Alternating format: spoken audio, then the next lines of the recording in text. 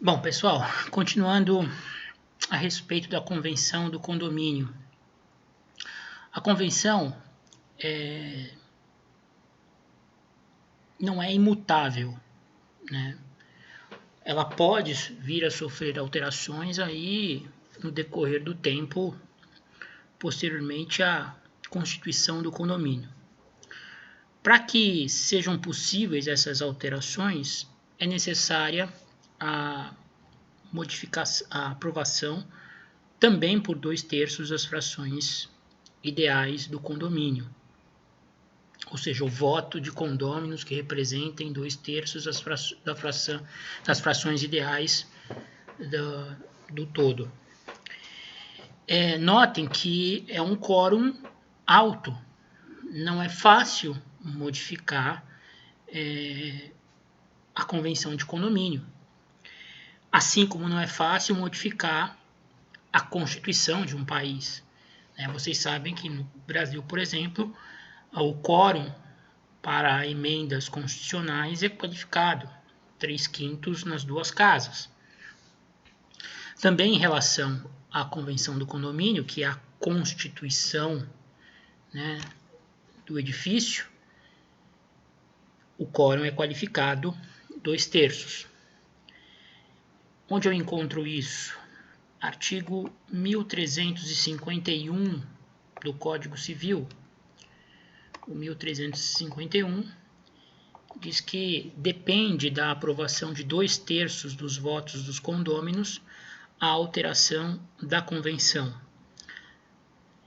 Também depende do voto de 2/3 dos condôminos a mudança da própria destinação do edifício, que é dada pelo ato de instituição do prédio, ou seja, do condomínio, que se trata de uma alteração das mais relevantes. Imaginem vocês modificarem a destinação comercial de um prédio, transformá-lo em residencial, ou modificar a destinação dada pela instituição do condomínio, que era residencial, em mista, permitindo também o desenvolvimento de atividades comerciais nas unidades.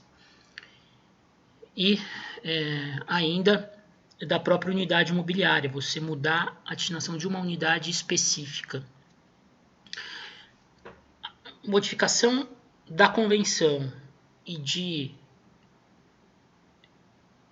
características dadas pela instituição do condomínio são modificações muito importantes, muito radicais, e por isso demandam esse quórum especial de 2/3 das frações ideais.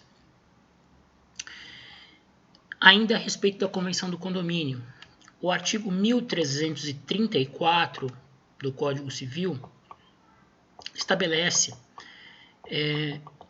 entre outras matérias, aquilo que deve obrigatoriamente constar da convenção condominial. Vamos dar uma lida no artigo.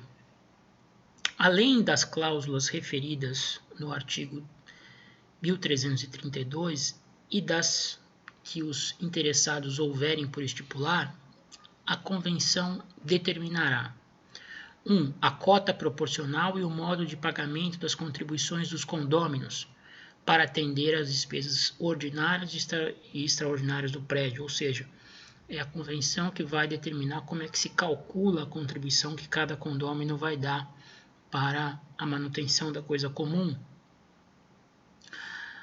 A forma de administração do condomínio, a competência das assembleias, a forma da sua convocação e o quórum exigido pelas deliberações, para as deliberações. Aqui, quanto à forma de convocação e o quórum, não se poderá prever formas e quórum que contrariem disposições explícitas do Código Civil. Nós veremos que há algumas matérias que têm o seu quórum estabelecido pela lei. E, nesse caso, o quórum legal não vai poder ser modificado pela vontade dos condôminos, seja na convenção original do prédio, na convenção condominial inicial, seja através de modificações feitas na convenção condominial. As sanções a que estão sujeitos os condôminos ou possuidores e o regimento interno. Ou seja, essas matérias que estão arroladas aí nos incisos 1 a 5 do 1334 obrigatoriamente deverão estar tratadas pela convenção. A convenção obrigatoriamente vai ter que estabelecer regramento a respeito dessas matérias no seu bojo. Há que se fazer uma diferenciação também importante entre convenção condominial e regimento ou regulamento interno do condomínio. O regimento interno ou regulamento interno, ele tem por objetivo detalhar normas previstas pela convenção. Então, por exemplo, a convenção estabelece que a piscina do prédio poderá ser utilizada por todos aqueles proprietários e possuidores de unidades, além de 2 convidados por apartamento. Está lá fixado na convenção. O regulamento vai explicar ou vai disciplinar como é que vai ser feito o controle de acesso, por exemplo, se esses 2 convidados terão que obter pulseiras de autorização de ingresso na piscina na portaria do prédio, se é necessário que o condômino indique a portaria, o nome das pessoas que vão utilizar, dos convidados que irão utilizar a piscina, o horário de funcionamento da piscina, que dia da semana ela vai passar por manutenção, enfim, o regimento ou regulamento interno, ele vai conter as regras minuciosas sobre o uso das coisas comuns. Normalmente, e todos aqueles que residem em condomínios edilícios sabem que esse regulamento ou regimento interno é afixado no quadro de avisos do prédio, geralmente no andar térreo, próximo a elevadores, portaria, para que todos possam saber as regras minuciosas que vão reger ali a vida condominial e principalmente a utilização das áreas comuns, tá certo? Então, com isso, encerramos aí a análise do tema convenção do condomínio. Vamos falar um pouquinho agora sobre a estrutura interna do condomínio. Bom, como já dito, o condomínio edilício é constituído de unidades autônomas e de áreas comuns. Segundo o parágrafo 4º do artigo 1331 do Código Civil, nenhuma unidade imobiliária pode ser privada do acesso ao logradouro público. Então, não pode haver, por exemplo, loja, sobreloja, ou mesmo qualquer espécie de unidade autônoma que não tenha acesso à via pública, que não possa se valer de algum corredor, de alguma área comum que lhe proíba o acesso à via.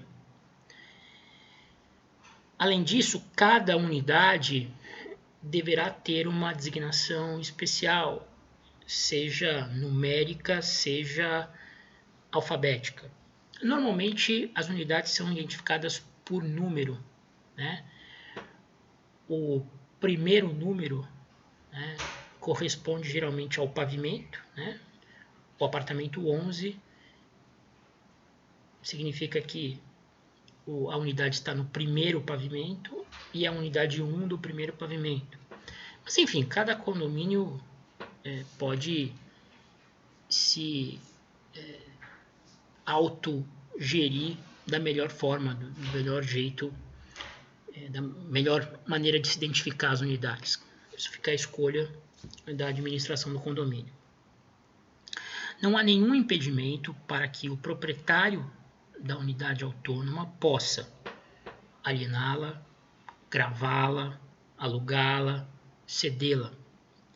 Não há necessidade de qualquer espécie de autorização dos demais condôminos para que o proprietário, sobre a sua unidade autônoma, exerça a plenitude, na plenitude os atributos da propriedade. Aqui, por exemplo, no caso de venda, no condomínio geral, a venda da parte indivisa pode ser feita a terceiros, desde que se assegure prioridade, preferência aos demais condôminos. A unidade autônoma, como já dito, é de propriedade exclusiva do condômino. Portanto, ele não precisa ouvir os demais, não precisa assegurar prioridade aos demais, seja para venda, aluguel, cessão, enfim. Sobre a unidade autônoma, ele tem as prerrogativas, os atributos, os poderes inerentes a qualquer proprietário, ok? Evidentemente que se a unidade autônoma tem mais de um proprietário, ou seja, se nós tivermos um condomínio geral indiviso exercido sobre uma unidade autônoma, os 3 irmãos que herdaram o apartamento 21 do edifício, se um quiser alienar a sua fração ideal sobre o todo, terá obrigatoriamente que assegurar preferência aos demais, porque sobre esse condomínio geral, incidente sobre a unidade autônoma do condomínio edilício, aplica-se o disposto lá no artigo 504 do Código Civil, ok? Bom, em relação a garagens, uma questão que envolve muita polêmica, né? A Lei 12.607 de 2012 introduziu uma alteração na redação original do artigo 1331, parágrafo 1º. O que diz o 1331, parágrafo 1º? As partes suscetíveis de utilização independente, tais como apartamentos, escritórios, salas, lojas e sobrelojas, com as respectivas frações ideais no solo e nas outras partes comuns, sujeitam-se à propriedade exclusiva, podendo ser alienadas e gravadas livremente por seus proprietários, exceto os abrigos para veículos, que não poderão ser alienados ou alugados a pessoas estranhas ao condomínio, salvo autorização expressa na convenção de condomínio. Bem, aqui nós temos vários senões e poréns a colocar. E eu vou deixar para fazer isso no próximo vídeo, que é o último dos nossos vídeos de hoje.